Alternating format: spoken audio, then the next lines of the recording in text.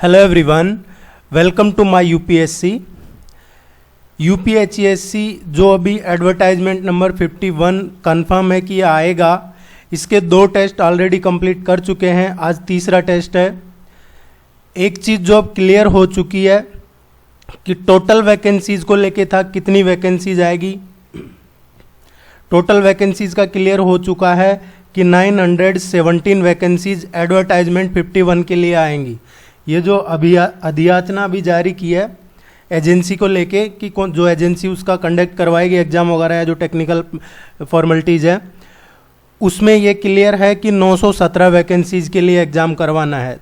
सो ये तो कंफर्म हो गया कि अब जो वैकेंसी आएगी टोटल 917 वैकेंसी आएगी। सब्जेक्ट वाइज कितनी आती है वो जैसे इंफॉर्मेशन पता चलती है आपसे शेयर कर दी जाएगी।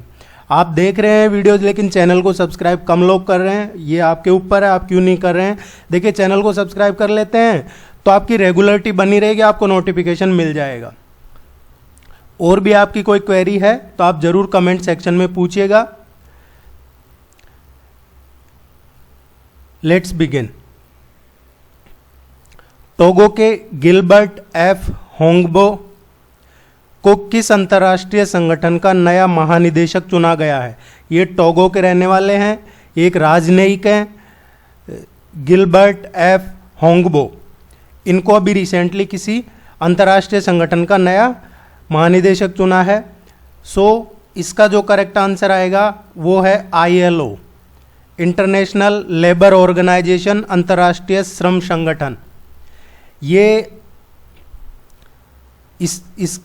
जो अंतर्राष्ट्रीय श्रम संगठन है यूनाइटेड नेशन का सबसे पहला और सबसे ओल्ड एजेंसी है। UN के जितनी भी एजेंसी है उनमें सबसे पहला और सबसे ओल्ड यही है ILO। 1919 में इसको अंडर द लीग इसकी फाउंडेशन हुई थी, अक्टूबर 1919 को। आपको यहाँ न सिर्फ आपका सिलेबस अच्छे से कवर हो जाएगा, करंट अफेयर्स वगैरह भी साथ में कवर हो जाएंगे। तो जनरल स्टडीज़ के लिए आपको ज़्यादा इसमें प्रॉब्लम्स नहीं आएगी, जनरल स्टडीज़ का यहाँ से सारा कवर हो जाएगा आपका। एक और, अगर अभी तक आप में से किसी ने हिमाचल प्रदेश का असिस्टेंट प्रोफेसर वाला फॉर्म नहीं भरा है तो आज उसका लास्ट डेट है, आप भर सकते हैं। सीटें ज़रूर कम है लेकिन फॉर्म भरने में ज़्यादा कोई प्रॉब्लम है नहीं, फॉर्म भरना चाहिए आपको।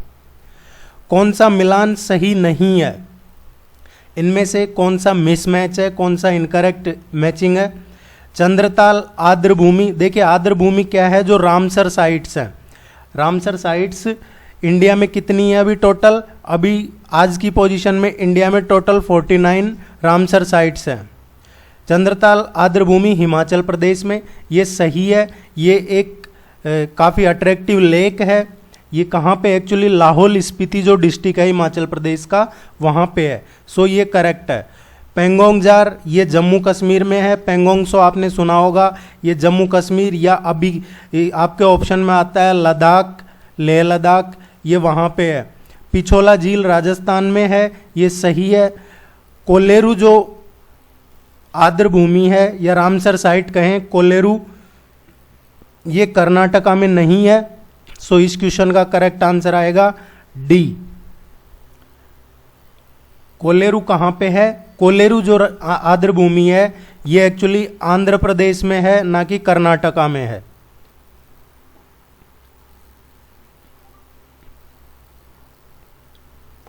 हाल ही में किसे भारतीय बीमा विनियामक और विकास प्राधिकरण IRDAI क्या है, देखिए IRDAI है insurance regulatory and development authority, insurance regulatory and development authority of India.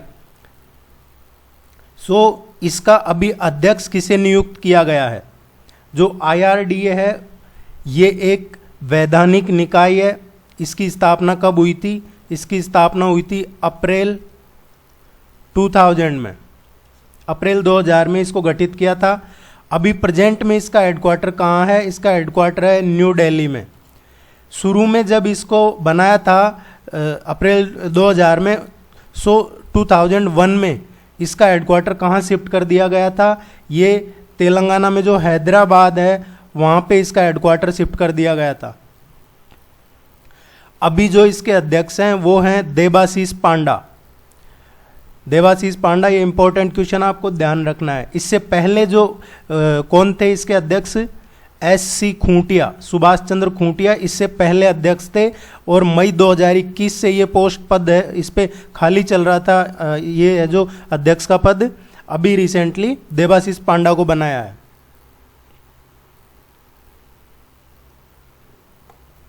Ozone day मनाने की घोषणा किस प्रोटोकॉल में हुई? जो ओजोन डे मनाया जाता है हर साल, कब मनाते हैं हम ओजोन डे? ओजोन डे हर साल मनाया जाता है 16 सितंबर को। 16 सितंबर को ओजोन डे मनाते हैं। इसकी घोषणा हुई थी 1987 में। और 1987 में कौन सा प्रोटोकॉल था? ये था मॉन्ट्रियल प्रोटोकॉल। बी इसका करेक्ट आंसर है।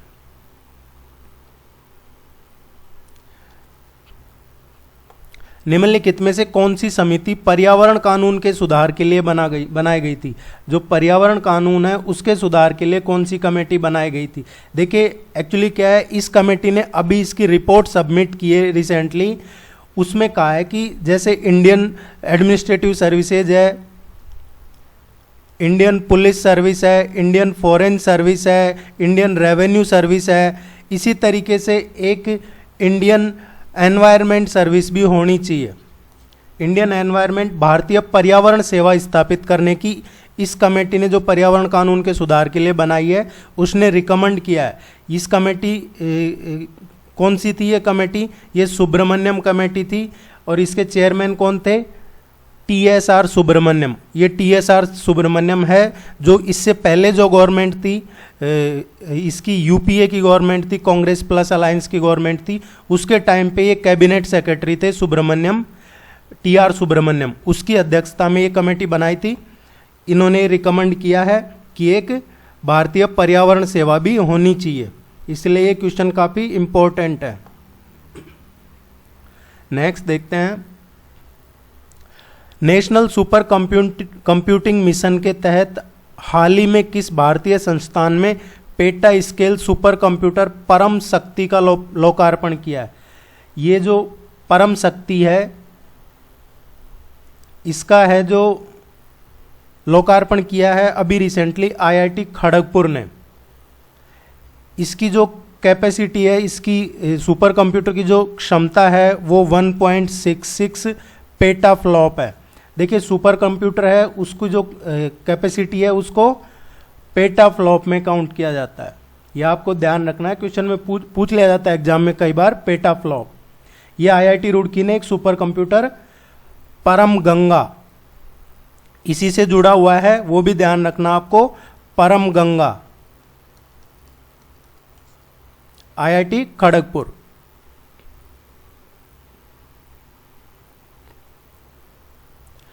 निम्नलिखित में से कौन सा भारत सरकार की तरफ से न्यूनतम समर्थन मूल्य तय करता है? ये एमएसपी कौन तय करता है? इनमें से भारत सरकार की तरफ से। जो गवर्नमेंट ऑफ इंडिया की तरफ से एमएसपी या मिनिमम सपोर्ट प्राइस जो तय करता है वो कृषि लागत एवं मूल्य आयोग है, ये तय करता है। और इसकी स्थापना कब हुई थी? ये कृषि लागत और मूल्य आयोग की स्थापना हुई थी 1965 में। 1 जनवरी 1965 को इसकी स्थापना हुई थी। ये ध्यान में रखिएगा, एमएसपी काफ़ी चर्चा में है और अभी भी फिर से चर्चा में आने वाला है। डॉल्फिन के संरक्षण के लिए जागरूकता पैदा करने के लिए केंद्र सरकार द्वारा प्रतिवर्ष राष्ट्रीय डॉल्फिन दिवस कब मनाया जाएगा? ये एक तो इसीलिए इम्पोर्टेंट है कि ये ऐसा पहली बार होगा। इससे पहले ये राष्ट्रीय डॉल्फिन दिवस नहीं मनाया जाता था। 2022 से पहली बार ये राष्ट्रीय डॉल्फिन दिवस मनाया जाएगा। और ये कब मनाया जाएगा? ये 5 अक्टूबर से हर साल मनाया जाएगा राष्ट्रीय डॉल्फिन दिवस। लेकिन ये पहली बार अभी इसी साल से मनाया जाएगा। ये पर्यावरण मंत्रालय ने इसकी घोषणा की है। भारतीय उपमहाद्वीप के पहले अंग्रेजी अखबार बंगाल गजट के संपादक कौन थे? जो बंगाल गजट है इसके संपादक कौन थे? देखिए जो बंगाल गजट है इसके जो संपादक थे उनको फादर ऑफ इंडियन प्रेस भी कहा जाता है, भारतीय प्रेस का पिता भी कहा जाता है इनको। जेम्स ऑक्सटन हिक्की, JA हिक्की, सी इसका करेक्ट आंसर होगा।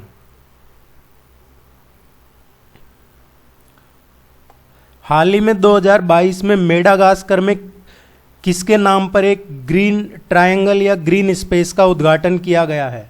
अभी रिसेंटली मेडागास्कर में। और मेडागास्कर में कहाँ पे? देखिए मेडागास्कर की कैपिटल क्या है? वैसे तो जो रेगुलर तैयारी कर रहे हैं सीरियसली उनको पता होगा। मेडागास्कर की जो कैपिटल है वो है एंटानानारिवो। ये मेडागास्कर की कैपिटल है। यहां पे एक ग्रीन ट्रायंगल या ग्रीन स्पेस का उद्घाटन किया है महात्मा गांधी के नाम पे।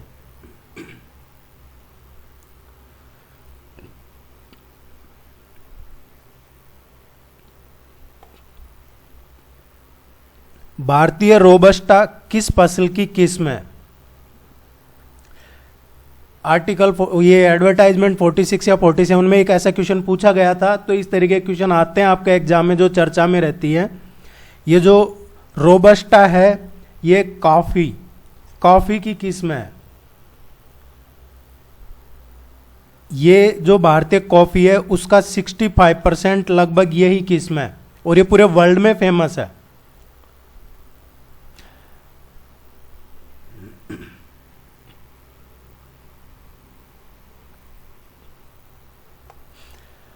गांधी अंतर्राष्ट्रीय अवार्ड निम्नलिखित में से किस संस्था द्वारा दिया जाता है? जो गांधी अंतर्राष्ट्रीय अवार्ड है ये इसकी स्थापना हुई थी 1986 में। ये दिया जाता है गांधी मेमोरियल लेप्रोसी फाउंडेशन द्वारा। लेप्रोसी देखिए ये गांधी जी ने इसकी क्या है कि जो कुष्ठ रोग वगैरह है उनकी सेवा या इसके प्रति जो साइंटिफिक अवेयरनेस है उसके लिए लोगों को जागरूक किया जाता है और उसी फील्ड में अवार्ड दिया जाता है। निम्नलिखित में से भारतीय सेना के मुख्यालय का गलत जोड़ा कौन सा है? इनकरेक्ट मैचिंग इनमें से कौन सी है? ये भारतीय सेना के हेडक्वार्टर्स हैं कुछ। एक तो आप जितने भी हैं टोटल याद कर लीजिएगा, ये पूछ लिया जाता है कई बार। पूर्वी कमांड कलकत्ता, ये सही है। पश्चिमी जो वेस्टर्न थिएटर है, वेस्टर्न थिएटर कमांड है, ये चांदी मंदिर। देखिए जिनको नहीं पता है चांदी मंदिर कहाँ है उनको मैं बता देता हूँ। चांदी मंदिर ये शिवालिक हिल्स जो एडजॉइनिंग है हरियाणा में, हरियाणा में है ये चांदी मंदिर। और स्पेशली हरियाणा में भी कहाँ पे है? जो पंचकुला है, पंचकुला डिस्ट्रिक्ट आपने सुना होगा, पंचकुला डिस्ट्रिक्ट में है ये। वेस्टर्न कमांड का ये सही है। जो नदन कमांड है उत्तरी कमांड उसका उधमपुर का हम सब जानते हैं, ये इधर जम्मू कश्मीर। जो सदर्न कमांड है उसका चेन्नई में। देखिए जो सदर्न कमांड है उसका जो है चेन्नई में नहीं है, ये पुणे में है। सो इसमें गलत पूछा गया है तो डी इसका करेक्ट आंसर आएगा।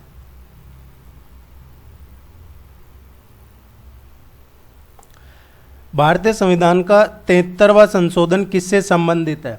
ये काफ़ी इम्पोर्टेंट है। 72nd या 73rd 74th जो कॉन्स्टिट्यूशनल अमेंडमेंट्स हैं वो, ये 73rd जो कॉन्स्टिट्यूशनल अमेंडमेंट हुआ था ये 1992 में हुआ था।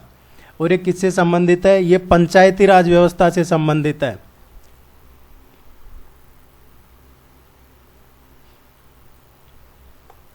सरकारिया आयोग निम्नलिखित में से किससे संबंधित है? सरकारिया आयोग ये क्वेश्चन पूछा जाता है अक्सर एग्जाम्स में, आपके भी इम्पोर्टेंट है। ये केंद्र और जो स्टेट रिलेशन है उन पे बेस्ड बनाया था ये, कि केंद्र और राज्यों के बीच में जो संबंध है उसमें क्या बैलेंस रहे, क्या संतुलन रहे, उसकी कैपेसिटी की जांच के लिए बनाया था। और ये इसके अध्यक्ष थे जो सुप्रीम कोर्ट के रिटायर्ड जस्टिस थे राजेंद्र सिंह सरकारिया। राजेंद्र सिंह सरकारिया, उन्हीं के नाम पे ये सरकारिया आयोग बोला जाता है। इसके और भी सदस्य थे, वी शिवरामन या डॉक्टर SR सेन, वो इसके मेंबर थे इस आयोग के, लेकिन इसके अध्यक्ष कौन थे? राजेंद्र सिंह सरकारिया। इसका गठन कब हुआ था? इसका गठन हुआ था जून 1983 में।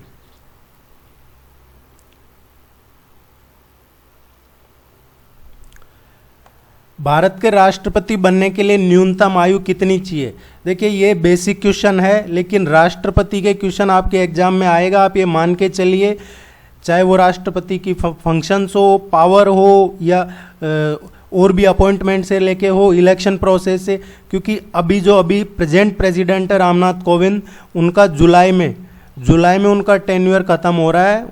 सो नया राष्ट्रपति बनेगा, अब राष्ट्रपति का इलेक्शन होगा, इसलिए आपके एग्जाम में ये क्वेश्चन पूछा जाएगा, किसी भी तरीके से पूछा जाए राष्ट्रपति का क्वेश्चन आने की पॉसिबिलिटीज़ है। इसलिए आगे भी ये बेसिक क्वेश्चन है, आगे आपको और इस पे क्वेश्चन करवाए जाएंगे। राष्ट्रपति बनने के लिए जो मिनिमम एज क्राइटेरिया है वो 35 ईयर है। एक और आपको ध्यान रखना है, उपराष्ट्रपति जो वाइस प्रेसिडेंट है उनके लिए भी 35 ईयर ही है।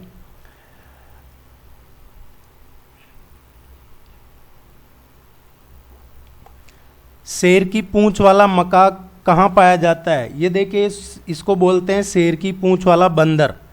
ये इसके शेर जैसी पूंछ होती है, ये पाया जाता है वेस्टर्न घाट में।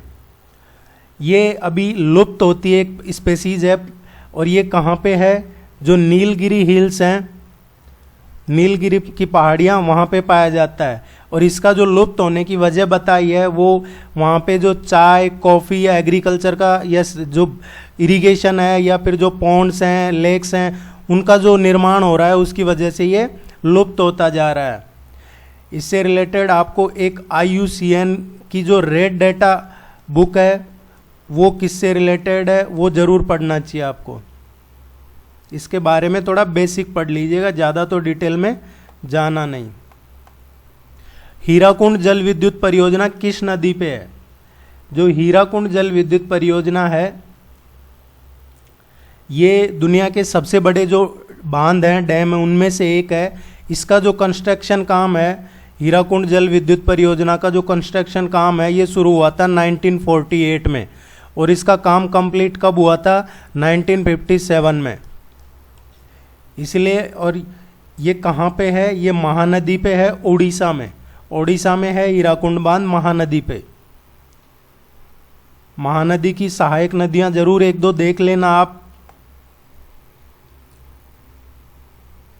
ये जो ऑलिव रिडली टर्टल्स हैं, कछुए, समुद्री कछुए, वो भी वहाँ पे चर्चा में रहते हैं। ऋषिकुल्या रिवर वगैरह आ रही है, तो आप ज़रूर पढ़िएगा उनके बारे में, नहीं तो यहाँ पे करवा देंगे आपको।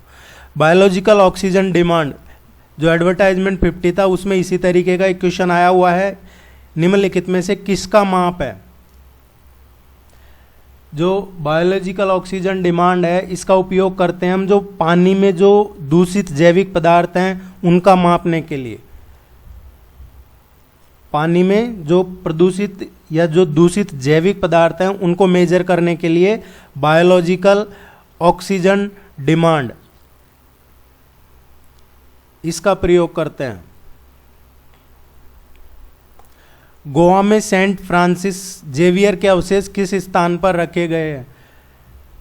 ये चर्चा में थोड़ा, इसका जो करेक्ट आंसर आएगा, ये देखिए, ये जो हैं सेंट फ्रांसिस जेवियर, ये ईसाई मिशनरी थे। इसका करेक्ट आंसर आएगा बासिलिका ऑफ बॉम जीसस, ये बी इसका करेक्ट आंसर आएगा। ये थोड़ा चर्चा में चल रहा था, और फिर कुछ गोवा में और भी रिलीजियस चीज़ें चर्चा में है, तो ये क्वेश्चन आ सकता है एग्जाम में। चीफ मिनिस्टर ने भी कहा है कि जो पहले के एंशियंट टेम्पल वगैरह है, जो मॉन्यूमेंट्स तोड़े गए, उनको वापस बनाएंगे। लॉर्ड हार्डिंग पर हमले का संबंध निम्नलिखित में से किससे है? जो लॉर्ड हार्डिंग है, इस पे जो हमला हुआ था, इसमें क्या है, जो वहाँ भारत का जो तत्कालीन उस टाइम वायसराय था लॉर्ड हार्डिंग, उसकी हत्या का प्रयास किया गया था, ऐसा कहा जाता है। और ये कब हुआ था? 1913 में, 23 दिसंबर 1913 को। लेकिन वो बच गए। इसमें बताया जाता है कि जो रास बिहारी बोस थे, इसमें उनका मेन रोल था। इसको दिल्ली षड्यंत्र बोला जाता है, दिल्ली कॉन्स्पायरेसी।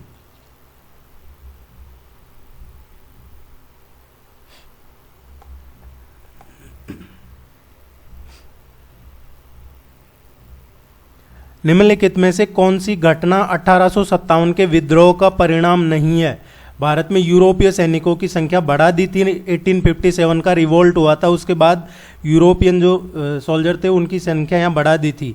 सिपाहियों के विभिन्न वर्गों का मिश्रण कर दिया था, हाँ ये सही है। जाट, राजपूत या और भी जो थे उन सबका मिक्स करना चालू कर दिया था। व्यपगत का सिद्धांत, ये सही है। हिंदू और मुस्लिमों का तुष्टीकरण, ये तो अभी शुरू हुआ है। जो पॉलिटिकल मास्टर्स हैं ये ज़रूर अब कर रहे हैं। इसी वजह से जो मुस्लिम हैं उनकी एजुकेशन भी काफ़ी कम है, क्योंकि उनको आगे नहीं बढ़ने दिया जाता है। ये तुष्टीकरण एक वजह होती है लोगों को पीछे करने में। अभी जैसे बिहार में चल रहा है कास्ट वाइज सेंसस करना, जाति के आधार पर जनगणना, तो उसकी वजह क्या है? उसकी वजह यही है कि बाद में वो उनको आइडिया लग जाएगा कि यहाँ पे किस कास्ट की कितनी पॉपुलेशन है, उसी रेशियो में वो चाहे पढ़ा लिखा हो या अनपढ़ हो, उसी को एमएलए या एमपी जो भी होता है या सरपंच या जो भी है उसका टिकट देकर उनको उसी कास्ट के नाम पे जिताया जाएगा। वही डेवलप करेंगे आगे जाके फिर उस राज्य का। सो अब पहले ये चल रहा था हिंदू मुस्लिम तुष्टीकरण, करते हैं लोग, ये पॉलिटिशियन ज़्यादा करते हैं, और तो किसी को क्या फ़ायदा है इससे। निम्नलिखित पर ध्यान दीजिए, इनमें से कौन से केंद्र शासित प्रदेश राज्यसभा में है? देखिए अभी कई स्टेट्स में राज्यसभा के इलेक्शन हैं। सो ये क्वेश्चन पूछा जा सकता है आपसे, राज्यसभा में कितनी सीटें नॉमिनेट करते हैं प्रेसिडेंट, या फिर राज्यसभा मेंबर्स के बारे में अभी जो जीत के जाएंगे तो कौन सा कहाँ से आया है, या कोई कंट्रोवर्शियल रहेगा, या कोई अनएक्सपेक्टेड रिजल्ट आ गए कि किसी स्टेट में जैसे वहाँ पे 4 सीटें हैं और 3 किसी पार्टी की क्लियर है लेकिन वो पार्टी 2 ही जीत पाई, इस तरीके से हुआ, तो वो ज़रूर क्वेश्चन पूछा जाएगा आपसे एग्जाम में। आप ज़रूर इन चीज़ों को पढ़ते रहिएगा न्यूज़पेपर में। राज्यसभा की सीटों की बात करें केंद्र शासित प्रदेश में, सबसे पहले तो हमें ये पता होना चाहिए कि अभी प्रेजेंट में कितने केंद्र शासित प्रदेश हैं, यूनियन टेरिटरीज कितने हैं। अभी प्रेजेंट में 8 केंद्र शासित प्रदेश हैं, टोटल 8। और ये कौन से हैं? दिल्ली है, अंडमान निकोबार आइलैंड है, चंडीगढ़ है, दादर और नागर हवेली एवं दमन दीव है, लक्षद्वीप है, पुडुचेरी है, जम्मू कश्मीर है और लद्दाख है। ये टोटल 8 है। कुछ लोग क्या है कि इसमें कंफ्यूज रहते हैं, दादर नागर हवेली और दमन और दीव को अलग अलग मानते हैं, ऐसा नहीं है। लेकिन राज्यसभा की बात करें तो राज्यसभा में अभी इनमें से 3 का ही प्रतिनिधित्व है, और वो 3 कौन कौन से हैं? एक तो दिल्ली है, दूसरा जो है वो पुडुचेरी है, और तीसरा जो है वो जम्मू एंड कश्मीर है। इन तीनों केंद्र शासित प्रदेशों का भी राज्यसभा में प्रतिनिधित्व है। सो इस क्वेश्चन का करेक्ट आंसर क्या आएगा? इसका करेक्ट आंसर आएगा बी, फर्स्ट और सेकंड, क्योंकि ऑप्शन में जम्मू कश्मीर नहीं है। सो दिल्ली और पांडुचेरी ये 2 ही है। अगर ऑप्शन में जम्मू और कश्मीर हो तो 3 है।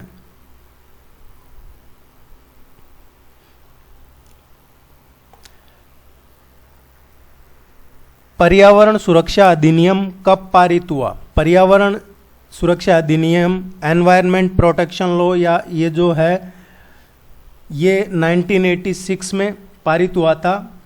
ये किससे रिलेटेड है? ये कॉन्स्टिट्यूशन का जो आर्टिकल 253 है उस पर आधारित है। 1986 पर्यावरण सुरक्षा अधिनियम।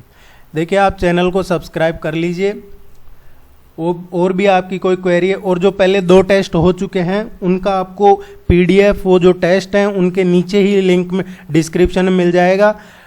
जो पहले 2 टेस्ट हुए हैं वो भी आपको लिंक नीचे डिस्क्रिप्शन में या कहीं इधर आई बटन में मिल जाएगा, वो भी आप जरूर देखिएगा। विश्व हिंदी दिवस कब मनाया जाता है? देखिए ये 2 चीज़ें हैं, एक तो है विश्व हिंदी दिवस। विश्व हिंदी दिवस हम हर साल 10 जनवरी को मनाते हैं। इसमें एक और चीज़ है, हम हिंदी सप्ताह मनाते हैं। वो हिंदी सप्ताह 14 सितंबर से और 20 सितंबर तक मनाया जाता है। इसको हिंदी दिवस 14 सितंबर को मनाया जाता है।